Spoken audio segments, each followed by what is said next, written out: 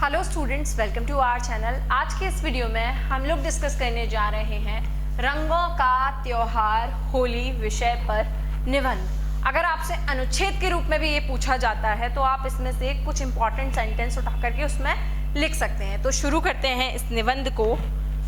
तो इसे हम शुरुआत करेंगे कि भारत एक त्योहार प्रधान देश है ना। यहाँ बहुत से त्योहार मनाए जाते हैं, तो हम लिख सकते हैं कि भारत त्योहार प्रधान देश है। यहाँ वर्ष भर कई त्योहार हर्ष और उल्लास के साथ मनाए जाते हैं। होली हिंदुओं का प्रमुख त्योहार है। यह त्योहार फागुन मास की पूर्णिमा को मनाया जाता है। तो होली का त्योहार हिंदू कैलेंडर के अनुसार फागुन मास में मनाया जाता है। यह त्योहार वसंत ऋतु में आता है। इस त्योहार को मदनोत्सव भी कहा जाता है क्योंकि इस समय पर वसंत पूरे यौवन में होता है ना। वसंत के महीने में से मनाया जाता है और इसे मदनोत्सव भी कहा जाता है। आगे हम लिख सकते हैं कि इस त्योहार से एक पौराणिक कथा जुड़ी है।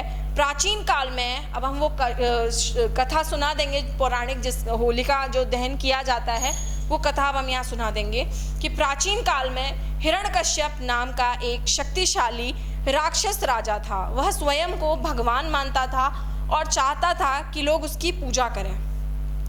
जो ईश्वर की पूजा करता था उसे वह मृत्युदंड देता था। तो हिरण्यकश्यप का मानना था कि सभी लोग क्या करें, उसकी पूजा करें, और जिसको भी वो भगवान की पूजा करते देख लेता था उसे मृत्युदंड दे देता था। उसका पुत्र प्रहलाद ईश्वर भक्त था। हिरण्यकश्यप ने प्रहलाद से ईश्वर की पूजा करने को मना किया, लेकिन प्रहलाद नहीं माना। हिरण्यकश्यप ने प्रहलाद को मारने के बहुत प्रयास किए परंतु असफल रहा।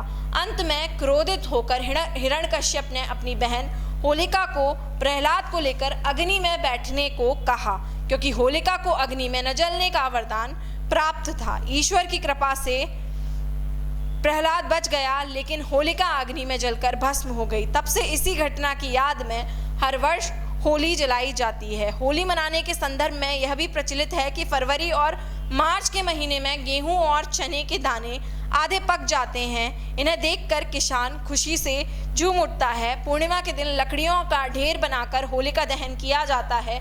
लोग एक दूसरे से गले मिलकर अनाज देते हैं। होलिका दहन के अगले दिन फाग खेला जाता है।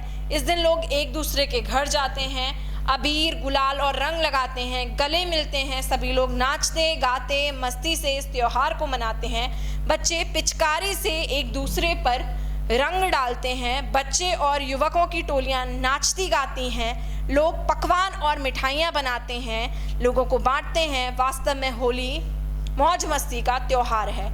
इस दिन लोग एक दूसरे से बैर भाव भुलाकर गले मिलते हैं।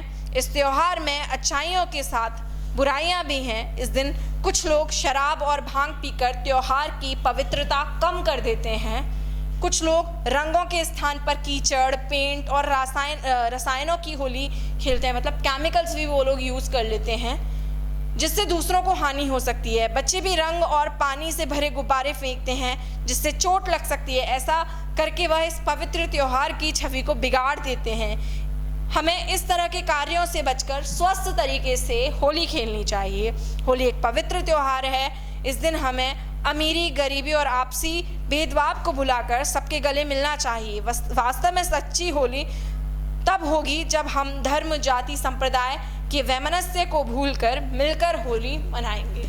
तो हम यहाँ होली पर एक छोटा सा निबंध लिख सकते हैं, या अगर आपको अनुच्छेद पूछा जाता है तो आप अनुच्छेद भी इन्हीं लाइनों में से बना सकते हैं। तो इस तरह से आप क्या लिख सकते हैं, होली पर निबंध। आप चाहें तो वीडियो को पॉज करते हुए इसे नोट डाउन भी कर सकते हैं, ये मैंने आपको बता दिया, आप लिख सकते हैं। तो इस तरह से आपका होली का निबंध तैयार हो जाएगा। आई होप आपको ये वीडियो लेक्चर पसंद आया होगा। Thank you so much.